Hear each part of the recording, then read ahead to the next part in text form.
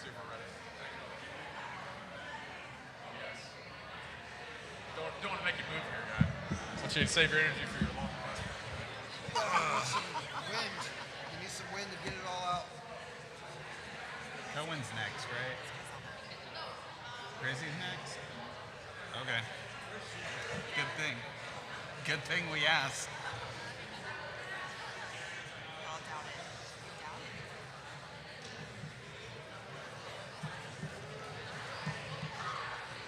I just know now that I can trust you.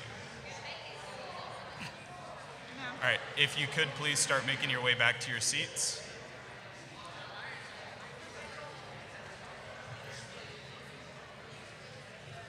No one listened.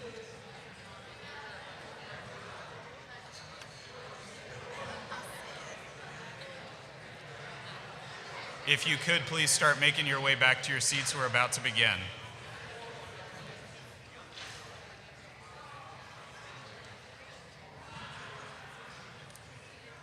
First one was a check swing.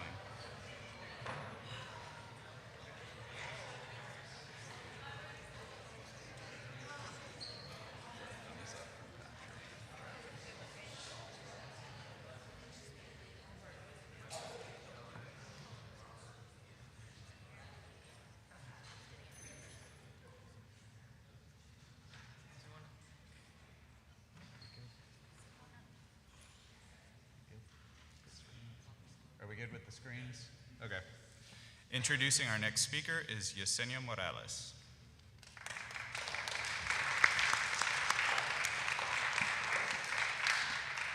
Hello everyone, my name is Yesenia Morales, and today I have the honor and privilege of introducing my sister, Griselda. She has attended Annapolis Christian Academy since first grade and plans on majoring in nursing at Texas A&M Corpus Christi. Her senior thesis will be discussing on how one should choose carefully who they surround themselves with, as relationships can affect one both negatively and positively. Please join me in welcoming my sister, Griselda Morales.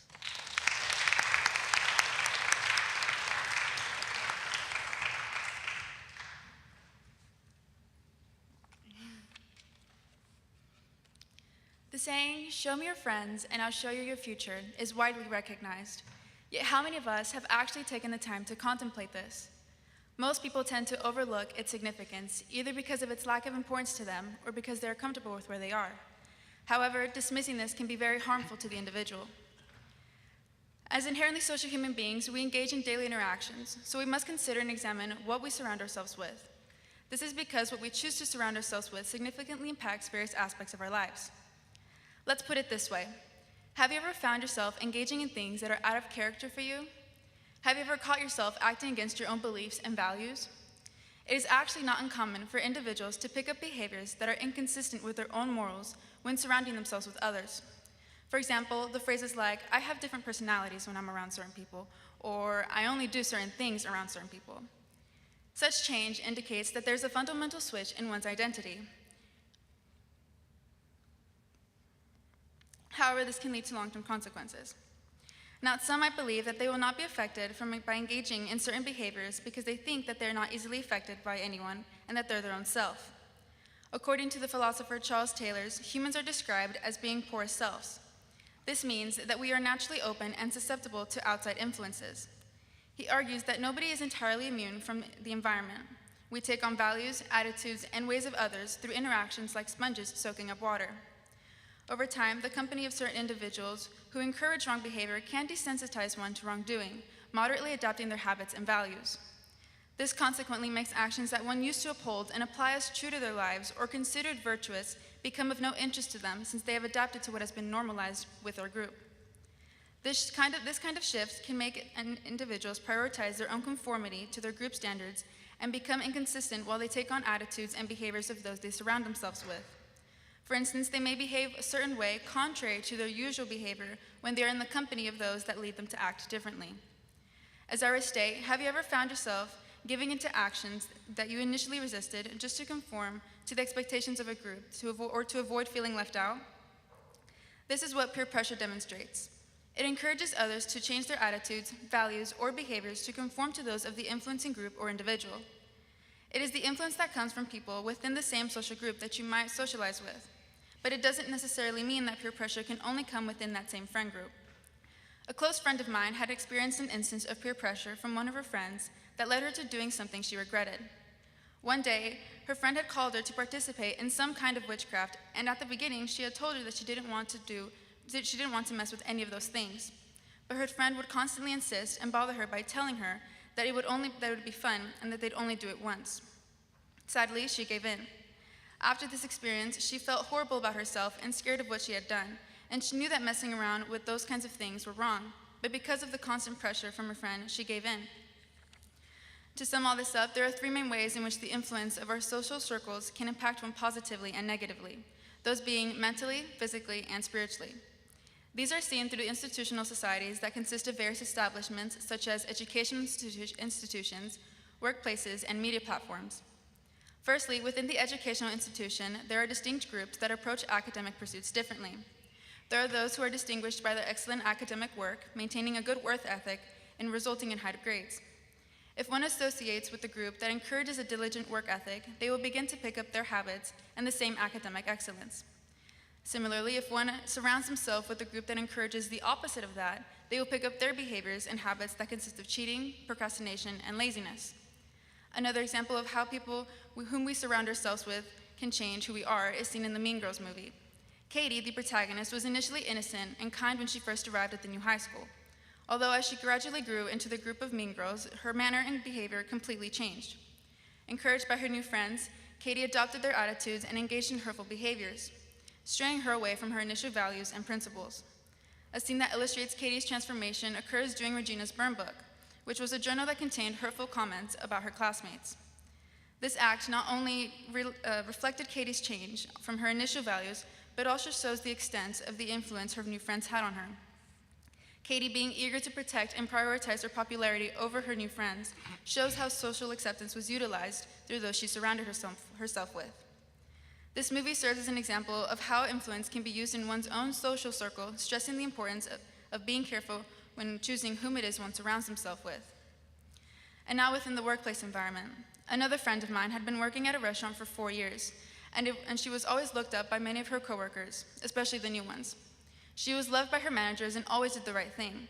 But one day, a group of coworkers were engaging in drug selling and had tried for days to get her involved in it. Throughout the month, she was asked multiple times to take the drugs. She continued to tell them no, but as the days and weeks went by, she grew interested in what they could do. During this time, she had gone through some of her own personal problems, and since she had heard that they could make one feel happy and not feel any kind of pain, she gave in. Consequently, those that had seen her as an example and looked up to her also followed her steps. This not only affected her in the long run as she struggled with this addiction for the next 2 years, but in the process of taking them, she brought others down the path she took. An example of how this could be viewed is seen through the illustration of matches. As the first match catches on fire and the flame spreads to the rest of the matches next to it, one of them is removed, causing the following after it to not catch on fire. You can be that match that moves from the line so that the rest don't burn. This situation serves as a reminder that one must remain firm on upholding their principles, especially when it comes to being under pressure or forced to do something that is wrong.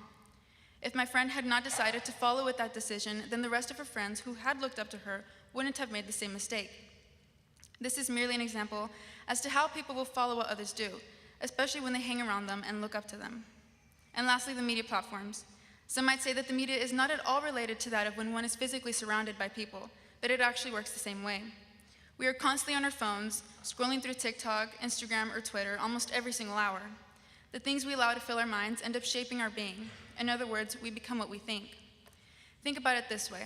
If you compare someone who is in a group of 3 and they decide to do something foolish, how much more will one be encouraged when they are being influenced by millions of people?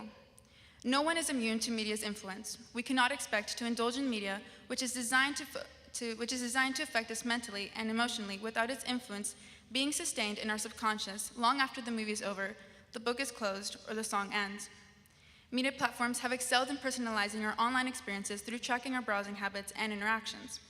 These platform monitors our every action, such as clicks, likes, and shares, to customize our feed. This results in our social media content to align with our interests and hobbies. For example, if you enjoy watching cooking videos, your feed will be flooded with recipes and food-related content. Likewise, engaging with travel posts will lead to more travel inspiration. But the part that can really affect one negatively is if someone spends a lot of time watching videos or interacting with posts that encourage wrong behavior, like promiscuity. It will continue to show content that creates a loop where the people will begin to see similar videos that promote those negative behaviors, which could make those behaviors begin to seem normal or even push them to engage in them. Repeated exposure to content promoting specific lifestyles or behaviors can desensitize individuals to what they once thought was unacceptable or harmful now seem like a normal or desirable thing to do. Now, who has a vast audience whose influence reaches thousands? Celebrities.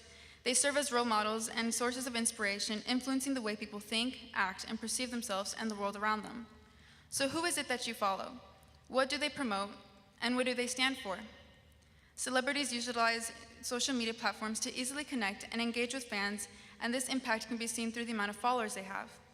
These staggering numbers demonstrate the vast audience that celebrities can potentially influence. With just a single post, celebrities can shape trends and even sway public opinion. The music industry is just another example of people who promote and stand for the wrong things. Influencers like Doja Cat, Lil Nas X, Sam Smith, Lady Gaga, and Katy Perry. These singers have shown Satanism in their music, like that of Doja Cat's song, Paint the Town Red. It became a very popular song and consequently made its way up the ladder. It was a very catchy song that would stick on people's minds and cause them to hum it over and over again. These singers not only promote what is wrong, but in their music they have lots of foul language or even talk about intimacy in a way it shouldn't be. So when one is constantly filling their minds with this, they open a door and welcome in those influences. We must be careful with what it is we allow our eyes to see and our ears to hear. As it says in Matthew 6:22, the eye is the lamp of the body. If your eyes are healthy, your whole body will be full of light. Now that we have seen how surrounding oneself with certain friend groups and how one interacts with the media can have a huge impact on our lives, we will look at how it can affect and change our habits through sexual morality and promiscuity. In the picture of Dorian Gray's sexuality is portrayed as moldable and easily impacted by almost anything, such as his experiences in relationships. Although there isn't a character that explicitly pushes Dorian to identify as gay, there are characters who have an influence on shaping his beliefs and system and actions. Lord Henry is arguably the most powerful presence in Dorian's life. He exposes Dorian to a philosophy centered on seeking pleasure and disregarding societal customs and morals. The rebellious ideas about life, beauty, and morals held by Lord Henry connected with Dorian, guiding him towards a lifestyle of pleasure and selflessness. Lord Henry's impact on Dorian urged him to pursue his wants and lead a life on his own terms. And lastly, for promiscuity, being around people who openly promote promiscuous behavior can impact a person and their views on relationships and sexuality. When surrounded by peers who engage in this behavior, there may be pressure to conform to those social norms, which could result in weakening of one's personal boundaries and values. When one is surrounded by a culture that glorifies promiscuity, people may become numb to the risk of casual intimacy. Put yourself in the shoes of a teenager whose friends are into partying, and openly encourage hooking up with different people regularly. They may romanticize that idea of being seen as cool or popular by having multiple partners. As a teenager, you may feel the pressure to conform, so you start to adopt their attitudes and behaviors, and even if it goes against your own values and beliefs. As you spend more time with this group and participate in these actions, it will begin to feel normal. It's a gradual process where the deeper you involve yourself in that environment, the greater the chance you will on taking its standards and behaviors. And as for the last of how surrounding oneself can affect them is spiritually. As Christians, we believe that being exposed to adverse influences may result in serious spiritual consequences. Oftentimes, such acts may build up into sin, which leads people off the path set by God. In 1 Corinthians 15:33, Paul warns, "Do not be deceived. Bad company corrupts good morals." We as Christians must be aware of who we associate with, because those friendships have great influence on our spiritual well-being. Think about King Solomon, who was seduced from his loyalty to God by his wives from other countries that worshipped foreign gods. Solomon's wisdom and relationship with God, notwithstanding his alliances, ultimately led to idolatry, showing that even the mightiest believers are susceptible to negative influences. It is a fact that constant exposure to attitudes and actions that are contrary to Christian teachings may result in the loss of sensitivity to sin. On the contrary, being around other Christians who share the same faith can only make us stronger spiritually. As Proverbs 27:17 says, "As iron sharpens iron, so one person sharpens another." This highlights how godly friends will lead one's journey to spiritual growth. As followers of Christ, how we live or with whom we associate with may draw people towards Christ or repel them. Ultimately, it is critical that we consider what kind of people around us, not only as individuals that we like more than others, but due to spiritual reasons. We can protect our spiritual lives, keep our moral values high, and maintain a good witness for Christ in choosing our company wisely. By making such decisions, we are able to remain purposeful along God's way by representing His will and honor. In conclusion, it is not an exaggeration to say that the impact of our social circles on us is lifelong. Marks are left by every interaction and every choice and companionship on our character. The saying, "Show me your friends and I'll show you your future," is not just a casual remark, but a profound truth reflecting the essence of human nature. We are inherently social human beings, porous and susceptible to influence. This susceptibility can either uplift us or lead us astray. Ultimately, the choice of whom we surround ourselves with is not a trivial matter, but a crucial decision that shapes our future.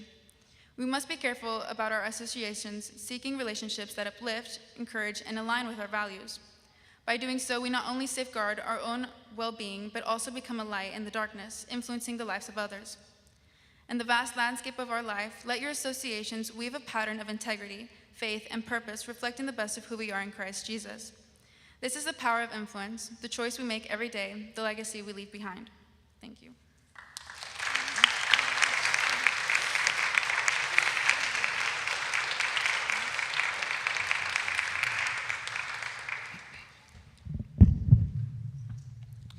Good job, Grizzy. I think you're spot on. That's something that I personally struggle with whenever I hang out with certain people. And I tell you what, it's convicting. It is convicting. So as I listened to your thesis and as I read it, 3 pieces of scripture stuck out to me. The first is Jesus' high priestly prayer that's recorded in John's gospel, where Jesus is asking the Father not to take the disciples out from the world, but to keep them from the evil one. The second is the Great Commission, where Jesus is commissioning the disciples to now go out and make disciples after he's resurrected. He's saying, continue my work, make more disciples. And then the third is Romans 12, where Paul is instructing the Roman church, not to be conformed to the world, but to be transformed by the renewal of their minds. So those 3 stuck out to me, and then also there's this historical understanding of the ancient church in the apostolic age and, 1st century to 4th century time frame, where these Christians, the early Christians, were not seeking to remove themselves from society, but to work within the culture that they found themselves, this Roman culture, and to continue on Christ's work within that. So in light of all of that, thinking about that, my question to you is that, I lost my place, let me find it. How then are we to engage in these critically important tenets of our faith, which are discipleship and evangelism? How do we engage in discipleship and evangelism, especially with people who may be less spiritually mature than us, or even not Christians? How do we still minister to them if we're limiting our presence around them? So, yes, so I do believe that we as Christians are to go and spread the word and the gospel, which does mean that we have to surround ourselves and be with other people who aren't Christians or might not have the same values and morals and beliefs that we have. Although I do think that one thing is going to do what God has asked us to do, as in spreading the word, and the other is doing that, but then sticking around with them, hanging around with them, like as if they were like your best friend. So like how Jesus, when he would go and spread the gospel, he would go from city to city, do his work. Once it was done, he'd move to the next one. And that's how I feel like we should take that into account, as in that we need to just do what we need to do, as in spreading the gospel. But once we have done that, not to decide to okay, let me hang out with you now. I mean, we can if we see that there's a change in them afterwards, but other than if they're we don't see that yet, but we've done what we were called to do in the Bible, then I would say no, but yeah, that's what I would say. Great, thank you very much.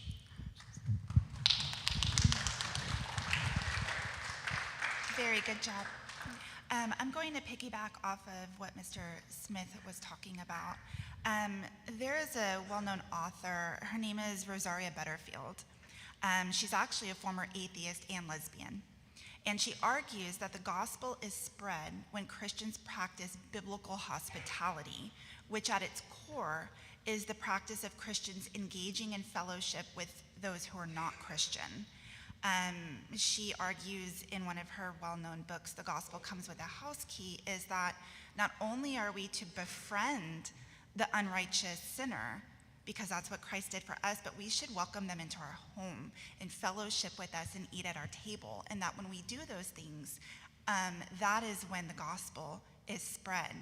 And so to kind of continue on this conversation, how do we guard ourselves as Christians when we are engaging in these times of fellowship in a tangible way? Where are some tangible things that a Christian can do because we are called to practice hospitality to the unrighteous? Yes, I would say what we can do is, if we're just constantly in the Word and with God and our relationship with Him, we can become stronger and as ourselves. So we have stronger walls and barriers. So when we do hang around with people who are not of the same religion, and we as you said, there might be this well, what do you do? Because if you have to bring them into your house, right? We have to love our neighbors as we love ourselves. But one thing is loving them, but knowing that you don't you don't agree with what they do. So you help them in that way, but also to not be affected by that as much as someone else who wouldn't be a Christian, is just obviously being in the Word and constantly building that relationship with God, leading you to having a stronger barrier. So Good job. I have one more. Social media. So you did mention it, and many people are influenced online, whether it's through Facebook, Instagram, TikTok. All these influencers are everywhere. And even if we work hard as Christians to filter out the muck and mire that is in the influencers out there, it is inevitable that it will seep into our social media feed and into the things that we view. So because of how prevalent it is and how much they can get into our hearts and souls and minds, how do Christians navigate this? Should they just abstain altogether from social media, or are there things that we can do tangibly to protect ourselves? Yeah, I would say one of minimizing the time you're on social media, as well as if one is going through Instagram or TikTok and they are seeing all these videos that aren't really beneficial for the person, you can restrict the kinds of content that that comes in through the phone, or it could just end up being a part where it's you yourself are not in the right place, and that's why you're having all these types of media content filling into your phone. So that's when we just need to grow closer to God and make our relationship stronger to not be influenced by all those other things. So. Thank you.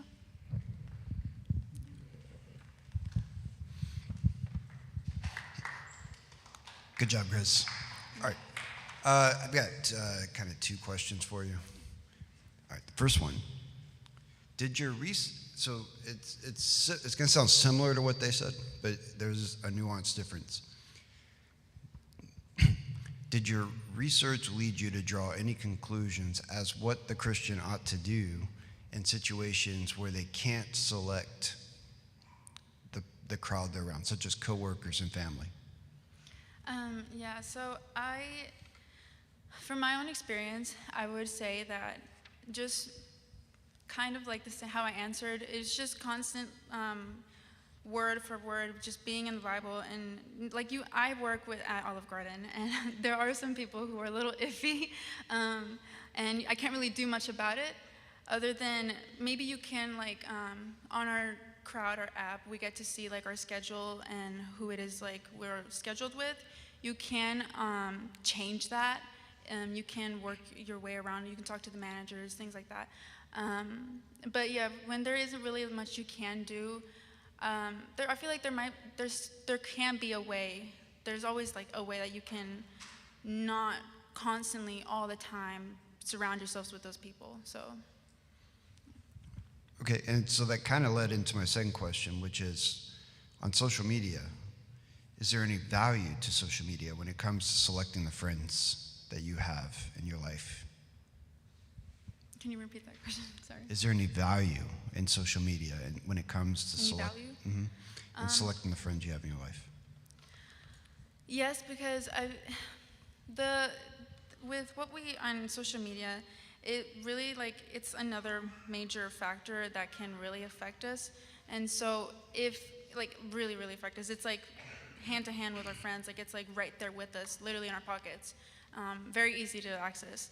So it has a very big value in the fact that if we don't be careful with how it is we navigate through through Instagram or through just the social media and the internet, we can slowly build up those values that might come out from the phone or things like that. So yes, it does, yes. Thank you. All right, we're going to take a few minutes to tally up scores, and then we'll have our final speaker.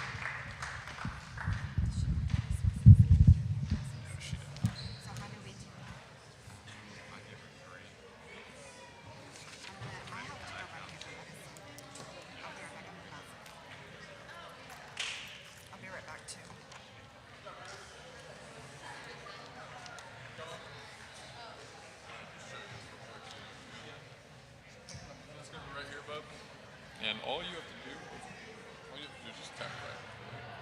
Now, like I said earlier, there's a slight lag, so don't worry if that happens. Then if you want to go back, you just go like that. Sound good, man? Yeah, that's good. All right, brother. Hey, good luck.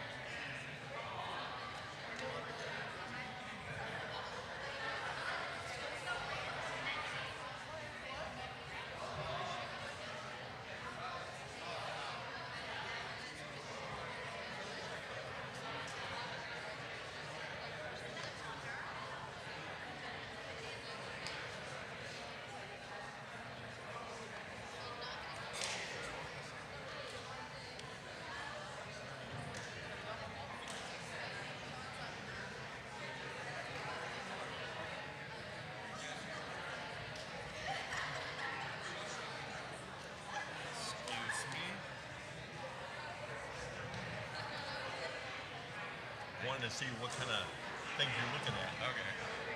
I didn't get nothing with your answer today. How are you? Doing well. How are you? I am Hannah Oliver's grandson.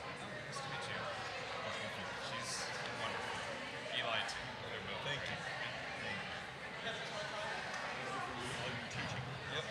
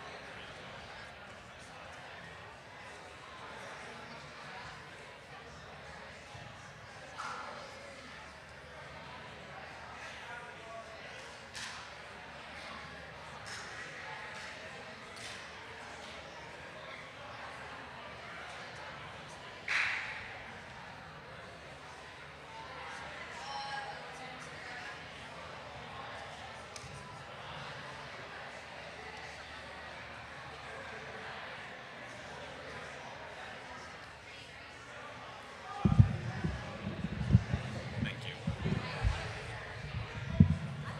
All right. We are about ready to have our last speaker, so if you could please make your way to your seats.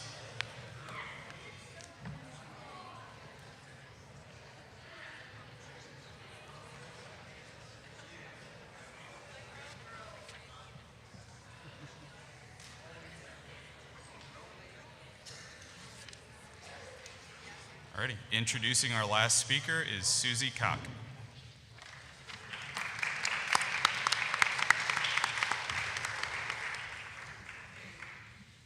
Hi everyone, my name is Susie and I will be introducing my brother Cohen. He has been going here since the 4th grade, and after he graduates, he will be attending Texas A&M College Station with a major in international affairs. Please welcome Cohen to the stage.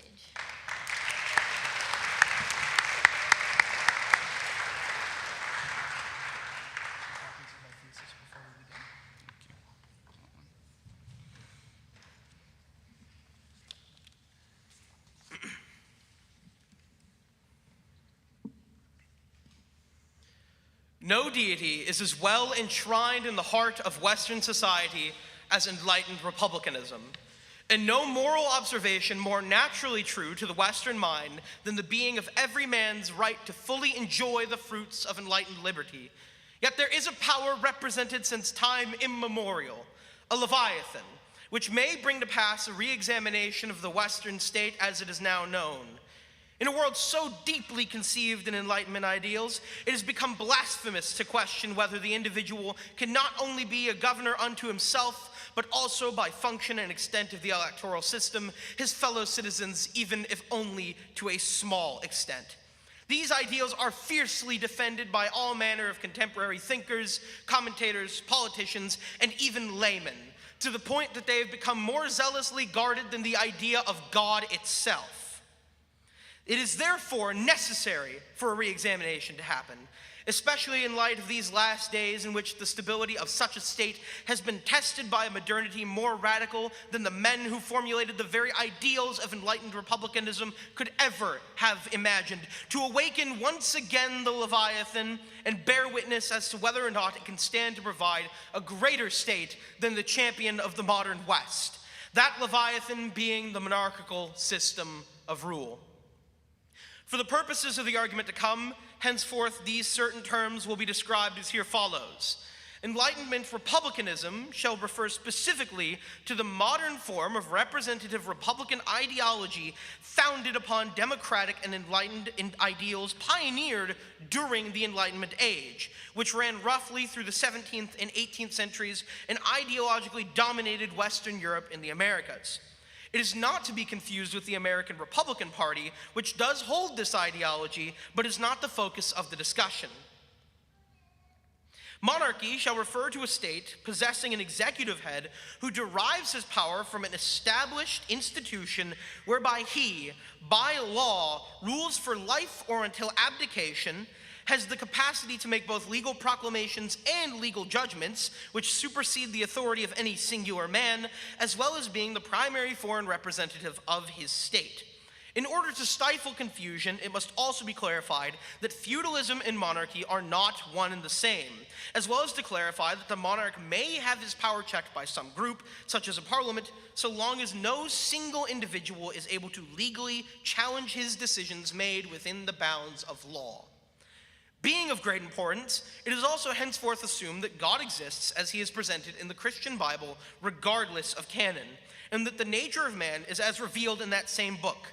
That is to say, man, in a state of nature, or socioeconomic vacuum, is inherently bound to sin and, divorced from the grace of Christ, tends towards corruption over time, as is said in Ecclesiastes 7:10.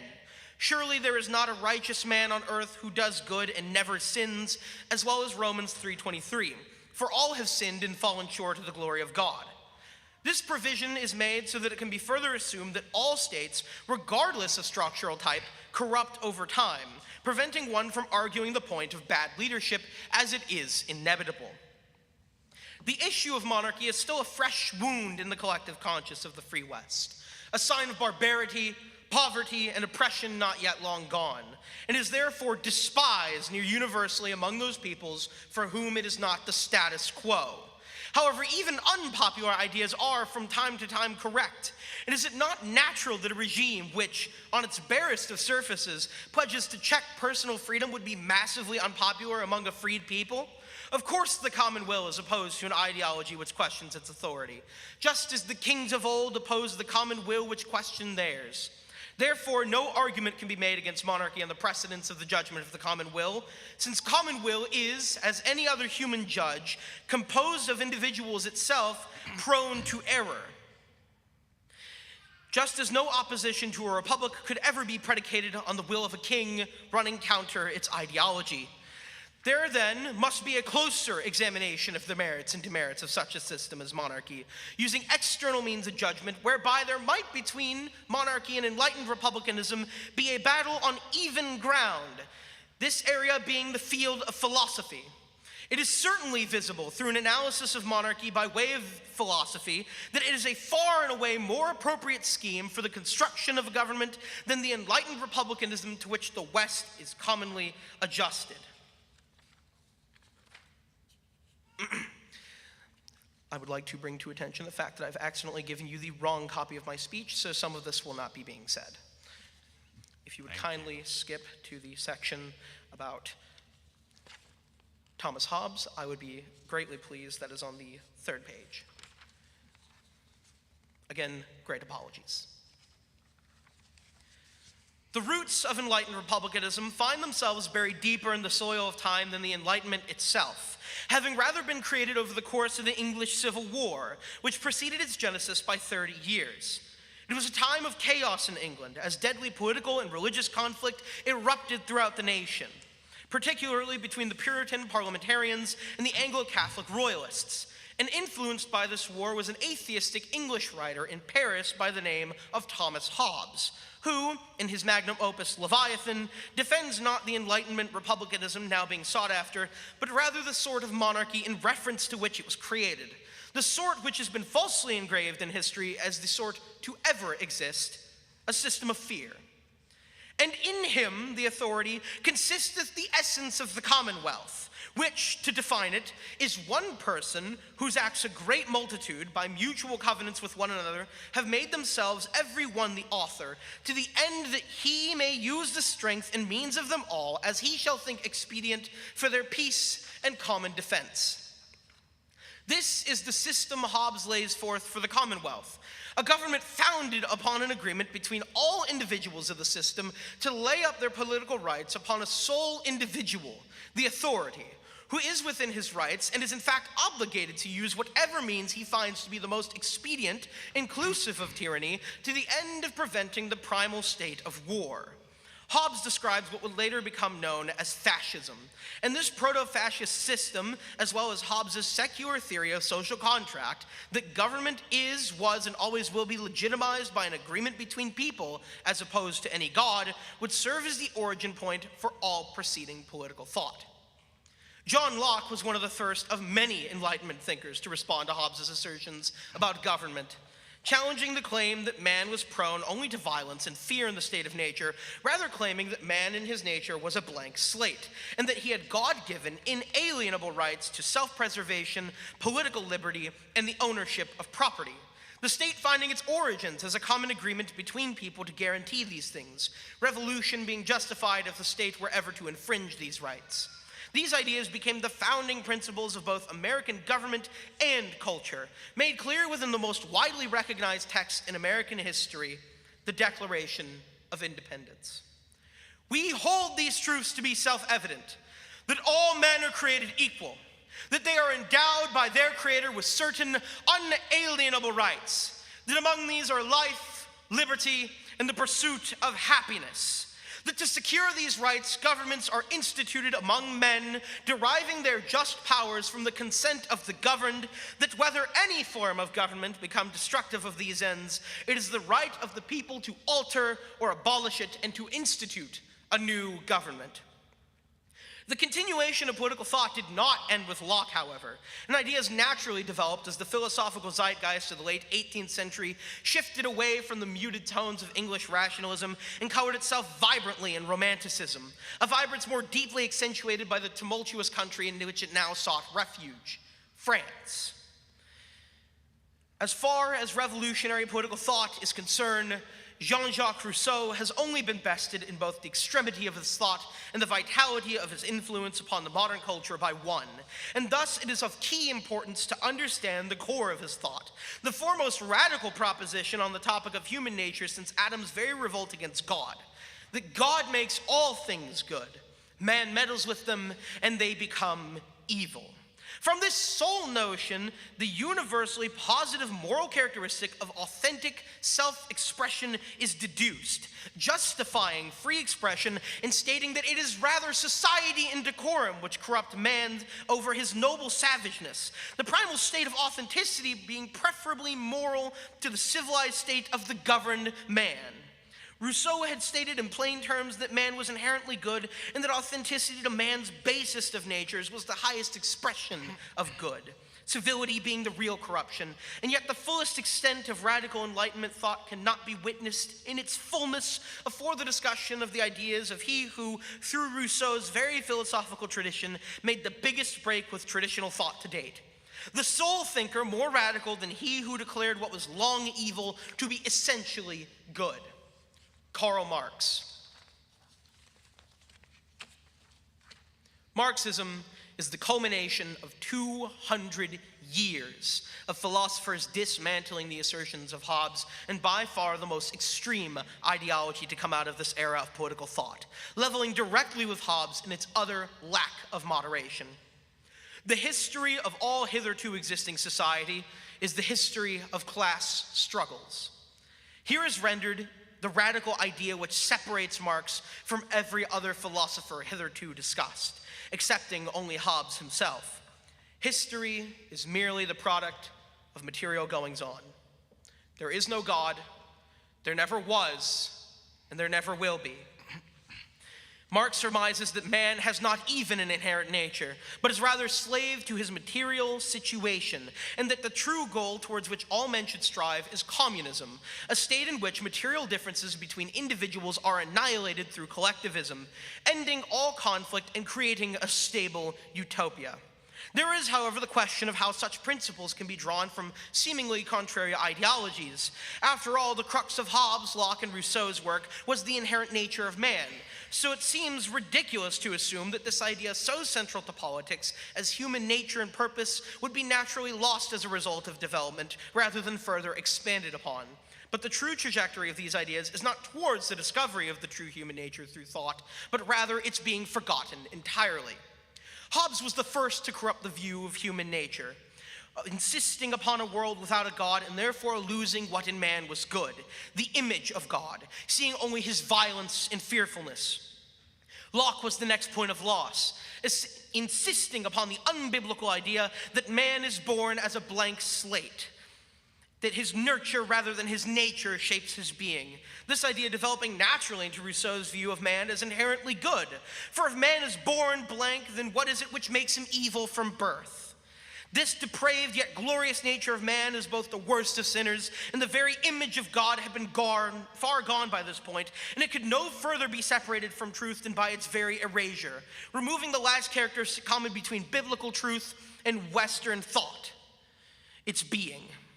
Marx was the one to revoke the nature of man's very quality of existence within the Western political mind, not just robbing him of his nature, but also the qualities of truth, goodness, and beauty, and all those godly things which transcend physical reality. We fulfilled the prophecy of the madman. God is dead, and God remains dead, and we have killed him. How shall we console ourselves, the most murderous of all murderers? The holiest and mightiest the world has hitherto possessed has bled to death under our knife. Who will wipe away the blood from us? With what water could we cleanse ourselves? What lustrums, what sacred games shall we have to devise? Is not the magnitude of this deed too great for us? How then shall Christian governance rightly proceed given the death of human nature, and therefore Christian society within enlightened Republican society, given that this is all but certain? In every description of the Lord God's reign over all the earth, he is hailed as king, and so too is royal imagery used to describe Jesus and his authority upon the earth. So why not then shall the head of man's government be not like God's upon his creation? Why should not the Christian state imitate the original kingship of Adam over all creation, taking dominion over the earth? The foremost arguments against the monarchy brought from a Christian standpoint are these: that we are to render separately unto God and Caesar what is owed to them, and therefore they, faith and statecraft, shall be separate powers, and that God is king over kings, therefore negating the need for an earthly king. For as it is in 1 Samuel 8:7-9, and the Lord said to Samuel, obey the voice of the people in all that they say to you. For they have not rejected you, but they have rejected me from being king over them. Now then, obey their voice. Only you shall solemnly warn them and show them the ways of the king who shall reign over them. However, both are overly simplistic views of the issue, open to argument. First, to disprove that church and statecraft be kept separate in accordance with Mark 12:17, one must consider the context of the verse, the trap which the Pharisees set for him. They came to him and said, Teacher, we know that you are a man of integrity. You aren't swayed by others because you pay no attention to who they are, but you teach the way of God in accordance with the truth. Is it right to pay the imperial tax to Caesar or not? Here then is the real meaning of the passage found. Christ is not making a statement on faith's relation to the state, but rather a comment on the faithful individual's relation to the state. And at no point does he suggest a break be made between the two, but rather that the faithful proceed in civil obedience to the powers that be, rendering unto them what is owed, a principle further supported by Romans 13:1. Let everyone be subject to the governing authorities, for there is no authority except that which God has established. As well as 1 Peter 2:17, show proper respect to everyone, love the family of believers, fear God, honor the emperor. There is then the issue of Samuel's passage on the danger of kings, and this too is a matter of context. The people of Israel were a specially chosen people and had a unique relation with God when it came to communication, receiving divine messages directly from prophets with a higher frequency than any other group in history. It therefore comes as no surprise that the Lord would deem such a people as not needing a king, as they are within his direct counsel. And he sends Samuel to warn them, not because all kings are tyrannical, but because he knew that the king of Israel would not be a suitable replacement for a ruler such as himself. For he is the King of kings and the Lord of lords. This instance, however, is no condemnation of the monarch, and it is even said in Proverbs 8:15-16, "By me kings reign and rulers issue decrees that are just.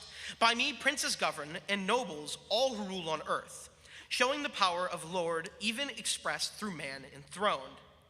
It may seem as if here has been made only an attack on the alternatives to monarchy, rather than an exhibition of the virtues of the system itself. But surely to argue against all alternatives is to highlight the virtue of the sole remaining option. In addition, is it not reasonable that the Leviathan, woken from its sleep, would waste no time in attacking its adversary rather than defending against its onslaught, seizing initiative within the discussion?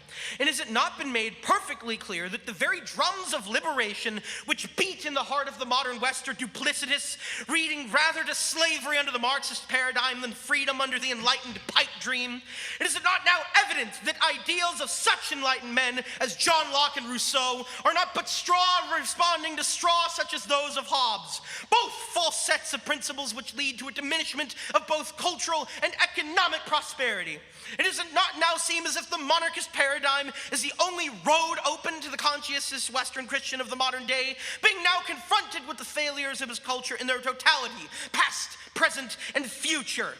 The death of human nature, and with it Western Christian society, is bearing down upon the present time, as did Nero upon the Roman Christians of antiquity, fueled by a desire for enlightened liberty, which, like the forbidden fruit of Eden, seems sweet in its time, yet leads only to bitter rot when drawn to its full conclusion.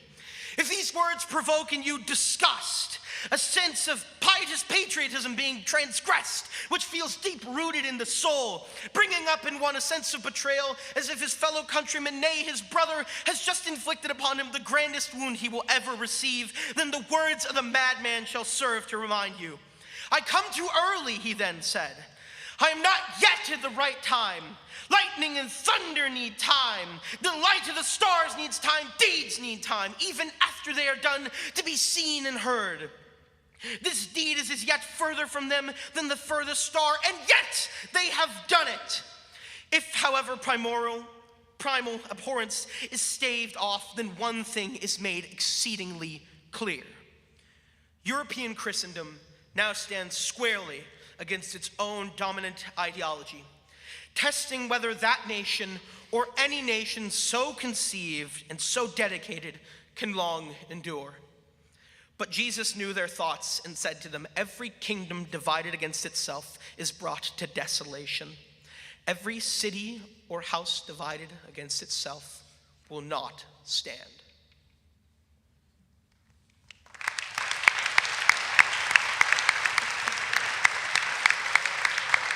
Thank you.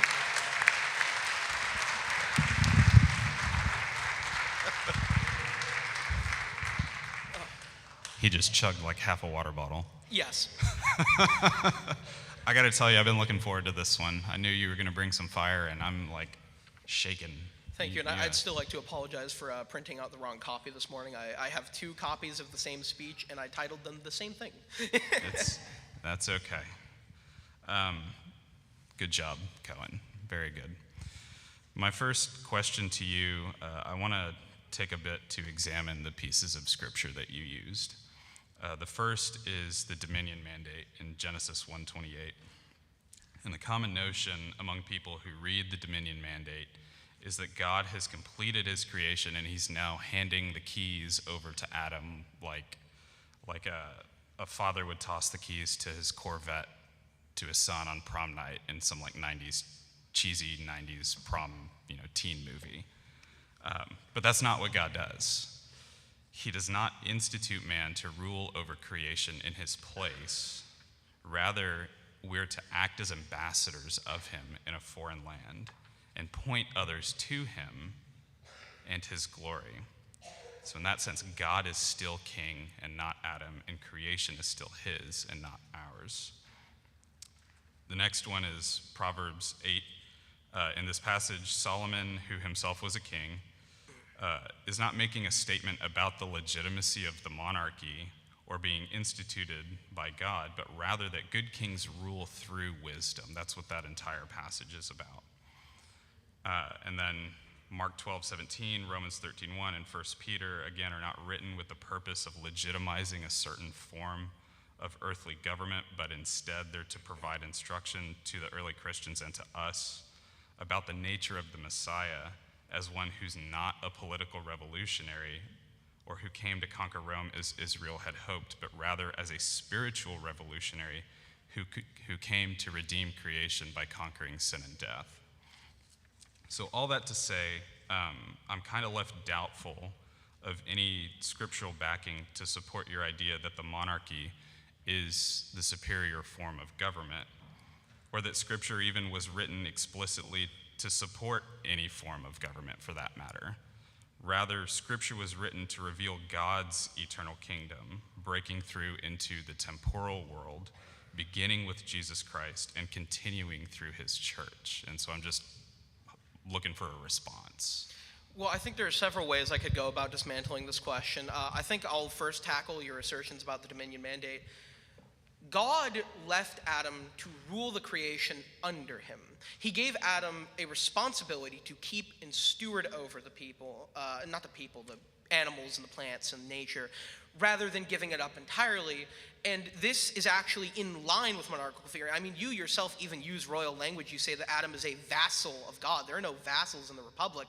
But I would like to say that this does not exclude the possibility of monarchy, and is in fact even more in line with it, as a piece of my thesis I had to cut out because it was too long, actually talks about how monarchy is not justified by any kind of social contract or by any kind of constitution, but rather by institution, whether it be cultural or, as I emphasize, religious. Monarchy is justified not by the people, but by God himself. Monarchs rule because they were put on that throne by God.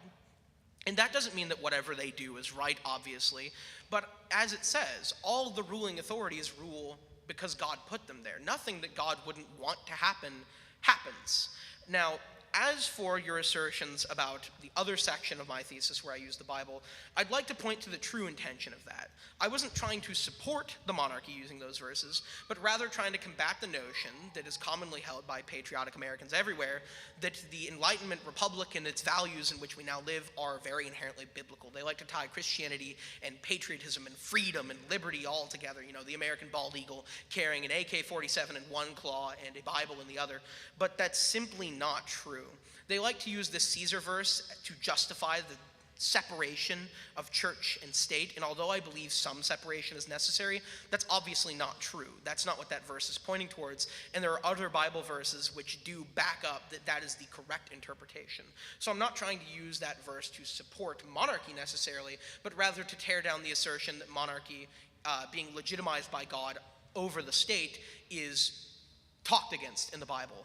And as for the point about the verse of Samuel, again, that is about tyranny and kings, and the Bible does say that even kings rule by his will. I'm not saying that only kings rule by his will, but rather the Bible never condemns it as tyrannical. The Bible never says, listen, this is a sin, you have to have a senate and a president and a parliament in order to be good and just and fair. Monarchy is not ever frowned upon by the Bible necessarily, but rather only in specific instances is it, and is in fact supported by the biblical principles and ideas such as the authority of God and the reflection of God's eternal order in man's society, something that you can read more about in authors like Friedrich Julius Stahl, who does sort of talk about law and governance as a mechanism to preserve God's eternal order, that eternal kingdom, rather than just preserving man's order, whatever his conception of that be. Okay, thank you. And then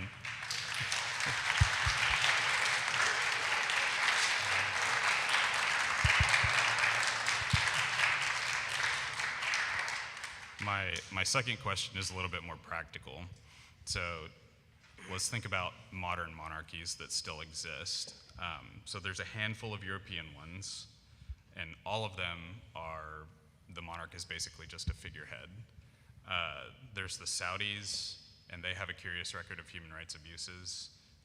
The Jordanians probably have the most politically active king with Abdullah II, but they too have a parliament. And then the last one I have in my written question, but I'm going to bring in two more here in a second. There's the Japanese emperor. He's also a figurehead. I know you know that. But then also there's these kind of functional monarchs that we have in Iran with the Ayatollah, and North Korea with Kim Jong-un, and Russia even now, it's kind of looking like Putin's viewing himself as a monarch. All that to say that these monarchs, except the Saudis and except those three that I just mentioned, have had their power checked by democratic republicanism, and they rule, if only symbolically, over homogenous populations that are relatively small. And they still exist out of this sense of patriotism and tradition. So America is distinctly and unapologetically heterogeneous, and democratic republicanism has been enshrined in our society for 250 years. So our tradition is distinctly anti-monarchy, and you get at that in your thesis. How then might a monarchy work in such a society that's like, it's so ingrained against? Well, first I'd like to address your point about the monarchs currently active in the world, because you do quite make them look bad. Putin, first of all, is not a monarch. He is elected, even though he views himself as such. There is no institution by which he is legitimized, but rather fake elections by which he is legitimized, say with Kim Jong-un, Xi Jinping, and most authoritarian rulers in the world. I guess Iran is the closest you could get. And as for Jordan, Saudi Arabia, and Iran, those monarchs are instituted by Islam. Islam is an inherently evil belief. I mean, look at it. Look at the sword verse. Look at what they've done to Christians in the past. Look at how our brothers and sisters in Egypt are treated. They're called garbage people over there. So that should tell you automatically, well, maybe the rulers instituted by those authorities aren't good. The Japanese emperor, yes, is sort of a figurehead at this point. And yes, a lot of European monarchs are also mere figureheads, or at least that's the common conception of things. But I'd never said that a parliament can't exist. In addition, a lot of European monarchs have actually proved very useful. You're kind of underestimating the cultural impact the monarch has here. It's not just political power, although the veto power and legal and foreign judgments are part of a big thing. For instance, the English monarchy brings in about $1 billion every year to the English economy through tourism, through the brands that they end up using, through any other endorsements like that, mostly tourism. But then you also have to think about historical results of monarchy. For instance, Spain. When Spain was transitioning away from fascism, Portugal was as well. Spain and Portugal, two very similar countries, right next to each other, speak a different language, doesn't really matter. The key difference between the two in their detransition from fascism, however, was that Spain had a king and Portugal didn't. Spain, detransitioning from fascism, actually maintained private property laws quite well and even strengthened them, whereas Portugal nationalized 298 banks in that process. Private property was diminished under the Portugal transition without a king, and it even has been found in statistics, I do have a portion on that in my old paper, again, had to cut it, that monarchies actually tend to undergo major societal reforms much smoother, they tend to be more conservative, and they tend to protect private property more fiercely than any other form of government, ironically, leading to a higher GDP on average than republics, parliamentary and presidential. And there is a statistic from this which tracked monarchies from 1800 all the way down to modern day relative to their size, as well as it was found that relative to size, monarchies were less likely to engage in needless wars than democracies and republics due to a less short-sighted view of leadership on the behalf of the figurehead. Now, as for what you said about America, again, Friedrich Julius Stahl talks about this in his theory on law, that law is predicated on precedent. It's predicated on culture. Law exists not because we write our codes based on some abstract morality that we come up with in our mind, but because that's the way it's been and we need to do something about problems. That's where law comes from. Well, that's why certain laws work for some cultures and certain laws work for other cultures that don't work for necessarily each other. American monarchy, I do believe, is possible. It's a long road, but we still do have the spark of the Christian West somewhere in our breast. And even if it isn't possible, it's probable that we might need to make a new culture. After all, Christians are called to be a people unto themselves. Writers in the 4th century said that Christians were a people without a homeland, a people without a language, and yet they were a people. A separate culture almost. It was strange in that way. We were always strange people. So perhaps a new Christian monarchy with a new culture, returning to the old precedent, is what needs to happen. And even look at American culture. We've heard about it. We've talked about it today. Kevin Bird gave his thesis on how American secularism, something that this system I've shown directly leads to, creates awful culture, death culture. So perhaps it is time to abandon American culture. I mean, after all, the Athenians and the Romans had a republic, they had a democracy, but what man do you know nowadays that calls himself Athenian, that calls himself Roman? Perhaps maybe in those cities, but those cultures have died. And they were taken over by those who had the spirit of the monarch within them. Very good, thank you.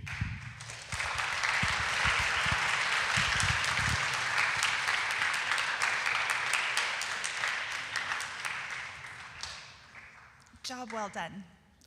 Very good. You stated that monarchy is inherently restricted due to being legitimized by religious ideology or tradition rather than force. Can you please explain how a society decides which religious ideology and or tradition for a monarchy to adhere to? Well, I would like to clarify, although I did not say that in my speech today, that was part of the paper. I gave them the wrong copy. That's my fault. So moving on, I did say that though, and that is something I hold to.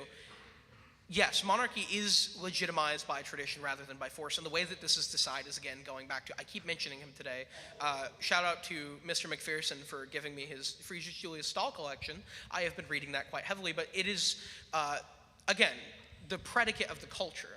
What religious ideology does that culture follow when they come together and band together to make this sort of monarchy happen? If you look, again, at the Islamic cultures, all their monarchs are Islamic because they follow Islam. They're ruling in the tradition that Muhammad started when he gathered the people together under the banner of Allah and took over all of the lands of Africa, Spain, the Middle East, all those different areas. They're ruling under that tradition.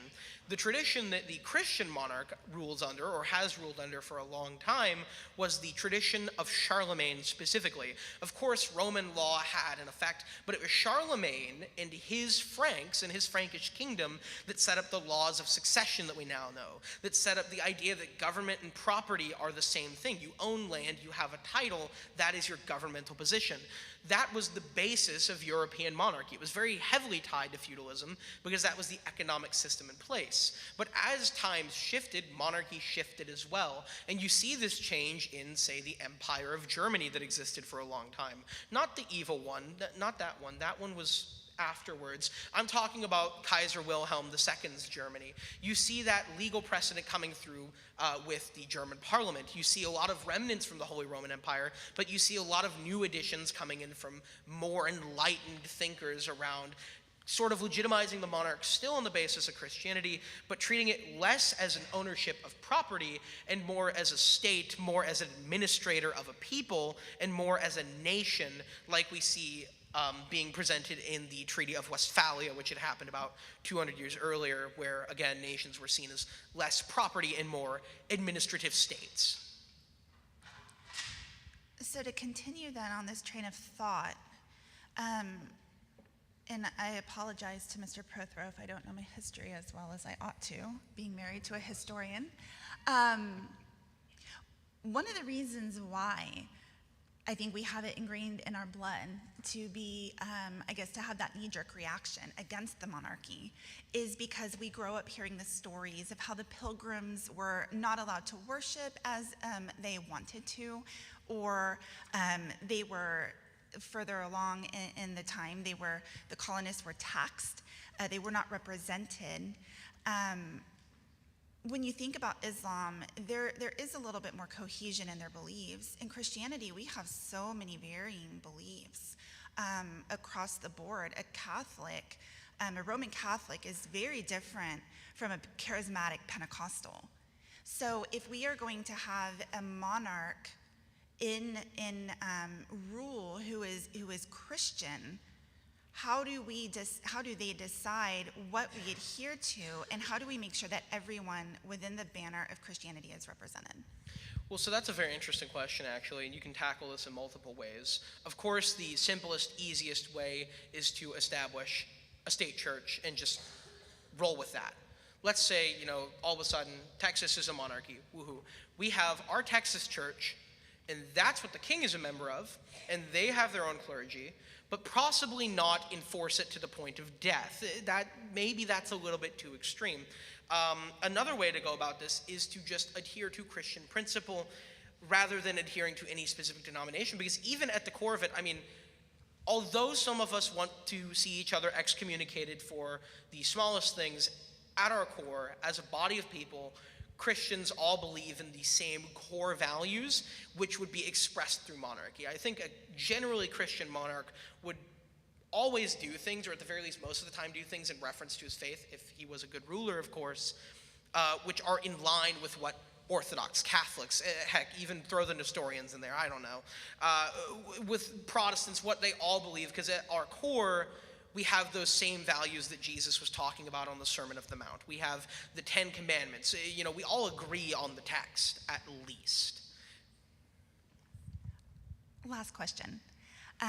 Again, to continue on this thread. At Annapolis Christian Academy, we're historically Protestant, but we do represent a large swath of different denominations. And so we always refer back to the Apostles' Creed as our guiding, kind of our compass on what our core beliefs are. In the American government, we have the Constitution, the thing that anchors us and that we look to when there's dissenting views. If there is a monarchy, should we have something that anchors us, whether it's a constitution, a creed, or some kind of document that aligns us at least to that compass, that there can still be dissenting views as long as we keep our eyes on this one document? Well, so with the Constitution, I would argue that that's more of a legal document than a formational document. I think the real mission statement of America, and as a result, American culture, since there was no such thing as a United States of America until obviously the United States of America was created, you'd look to the Declaration of Independence, and I do cite that intensively, but I do think a document summarizing the ideology which we believe is motivating the monarchy, our summation of Christian beliefs. We follow the Apostles' Creed, the Nicene Creed. We hold these, we think this is self-evident, that the Word of God is indeed the Word of God, so on and so on. I think outlining clearly also in a formational document what the powers of the monarch are is good, not necessarily because of any eternal goodness standard, but for practicality reasons. If you want this to last hundreds of years, you want your followers to be able to look back, these kings thousands of years later, to look back on these old documents and see, this is what I'm meant to do. This is my purpose. It's less like the Constitution, where we treat it almost as a Bible unto ourselves, or the Declaration, where we treat it almost as a Bible unto ourselves, but rather a book on how to rule, instructions, a list of good principles that the rulers of the future can use to look back upon the great kings of the past and do as they did, that we might ensure good governance.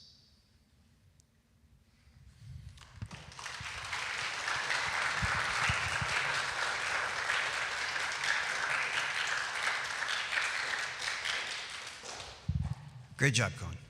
I have like 100 questions, but I only asked 2. All right, the first one.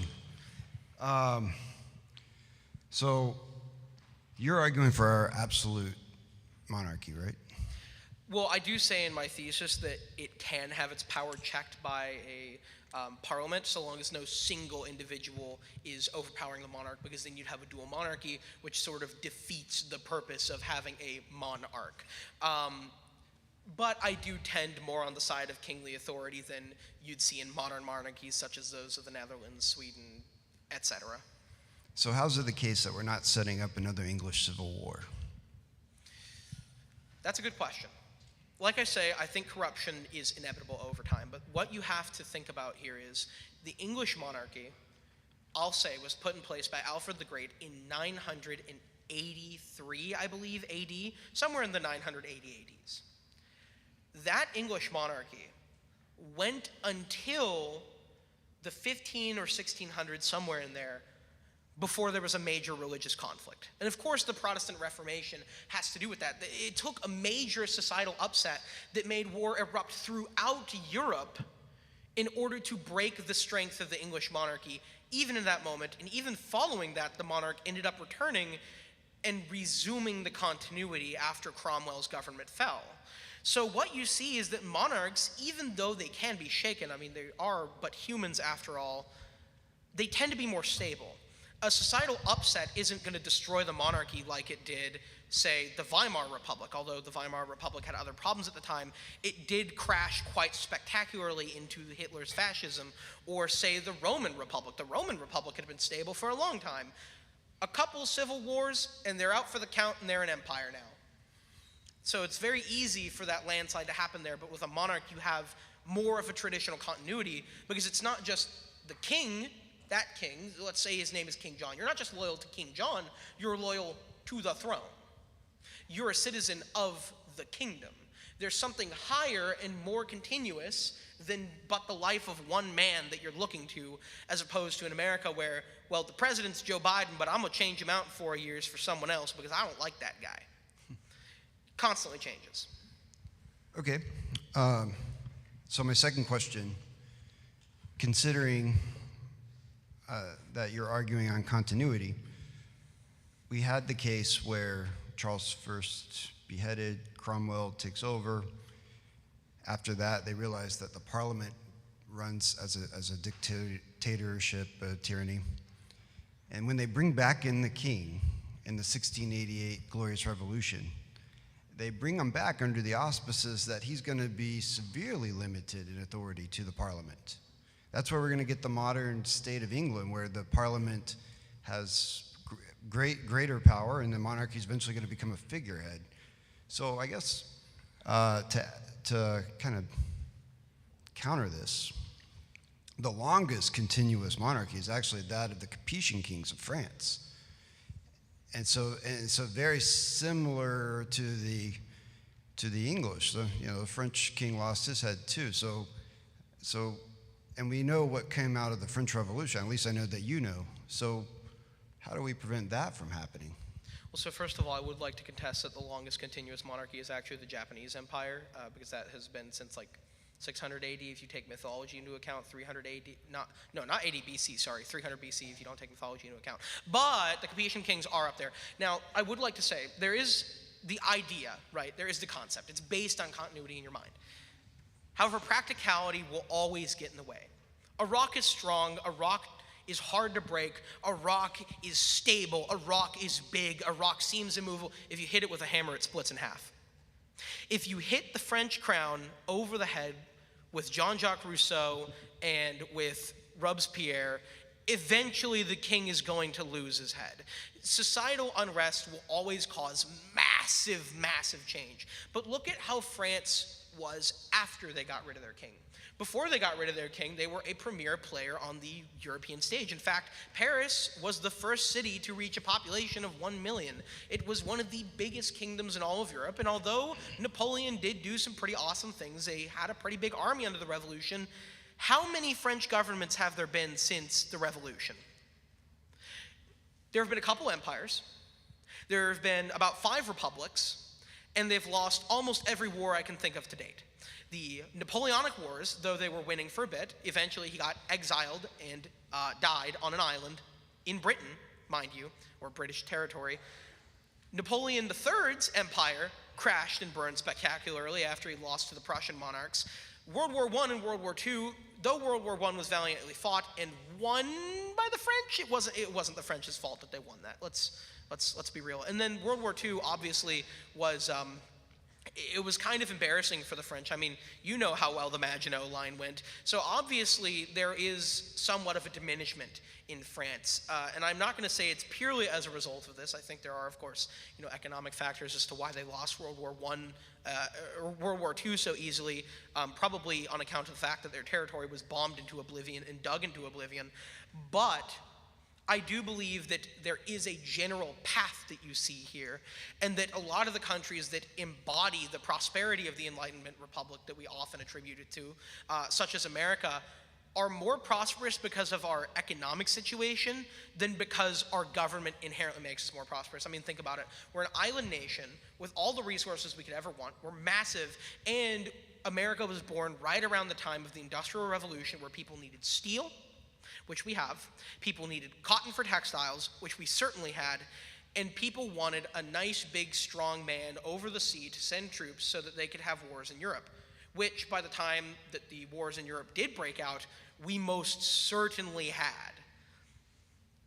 It all comes together and paints a picture as if monarchies, of course, relative to size and economic condition of the time, tend to do better than republics and tend to be more stable than republics, even if every now and again a Protestant Reformation or a French Revolution beats it over the head brutally with a sledgehammer. Very good answer. All right. One more thing, just because I'm not going to get this chance again.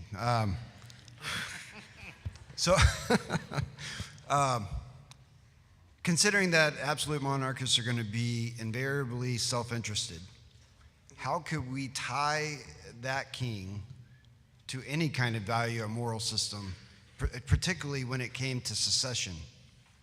How would we keep it for a period of time worth switching to a monarchical system? So, what I believe you're asking is, how do we keep the king from just being a dictator?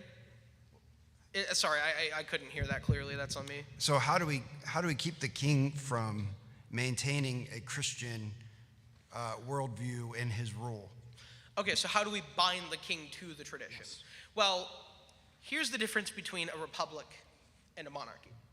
We, as people that live under a republic, are accustomed to the idea that when a ruler comes to power, at least 50% of the population is in favor of whatever they're doing. Right? They've already proven themselves. Politicians have to have a reputation before they ascend to the throne. Or, well, not a throne in this case, I guess the Oval Office. Kings don't have that. It's a throne. I mean, I guess if you're young, you know, you're the heir, you can build yourself a reputation that way. But when kings come onto the throne, it's always a time of questioning. Is this going to be a good king? Is he going to do a thing? You don't have that guarantee that a majority of the population comes out the gate agreeing with him. In fact, oftentimes it's a time when he's a little bit more unpopular. Or maybe the last king was good and he has boots to fill. And this brings the concept of noblesse oblige, or at least the practical reason for it. The noblesse oblige, for those who don't know, is the idea that the king, because he's the king and because he has a lot of money, is sort of obligated by his nobility to do good things for the people. Kind of like when rich people buy hospitals and name them after themselves. Got it? Good. The practical reason for the noblesse oblige isn't the ideology, because obviously the ideas behind it, you know, that's why you can do it, but that's more ideas. The practical reason that a lot of rich people, kings, whatever, will go out of their way to do charity and give up their money to a hospital that won't give them any profit in return, outside of, you know, it's named after them, is because they want to look good. The Romans had a tradition of doing this. The European monarchs did this. A lot of the buildings in Rome, the fountains, were because popes were building them left and right to be more popular. And the fountains back then weren't just for beauty, it was a drinking water thing. So it was actually useful to the populace. Rulers will do things which are useful to the populace and good for the kingdom in order to secure popularity. And if we have a culture and a tradition which is Christian, because of course that is the crux upon all this hinges on. Every system of government, I do believe, has sort of a crux that it has to hinge on, or else it's not going to work. With the republic, it's that all the voters be educated and vote wisely. That's what Rousseau said. With the monarchy, it's that the culture is good. Nowadays, the culture is quite bad. It seems sort of impossible to crawl our way back. But if a culture is Christian, you're going to have the monarch being judged in light of that. You're going to have the monarch being judged by Christian virtue. And so if a monarch is coming to the throne who isn't already that popular, who hasn't proven himself yet, he's going to do good Christian things in order to gain popularity, or he's going to build buildings, make a better kingdom in order to gain popularity, even if he isn't that big of a Christian. Maybe he's kind of lukewarm. Maybe he's not really active in the faith. You know, he's still Christian, but he's not, you know, like St. Patrick or something. He's not that guy. But he'll still do that guy things because he feels like he has to. As well as there is the succession, there are the kings before him. He sort of almost feels the weight of his predecessors. And given that his predecessors have had upwards of, anywhere from 10 to 50 years to build a reputation, a legacy, he has those documents to look back on. The continuity of the tradition weighs upon him like a millstone about his leg, tying him to the virtues and traditions of the past. And so that's what I believe will tie the monarch to Christian values and keep them away from corruption, at least for a long time. Now, of course, all governments corrupt over time, but I do believe that monarchies are very strong and inherently resistant to that corruption. And there is economic proof for this. Like I said earlier, they tend to be more conservative when undergoing large social reform, and they tend to do so with less economic depression than do republics and parliaments.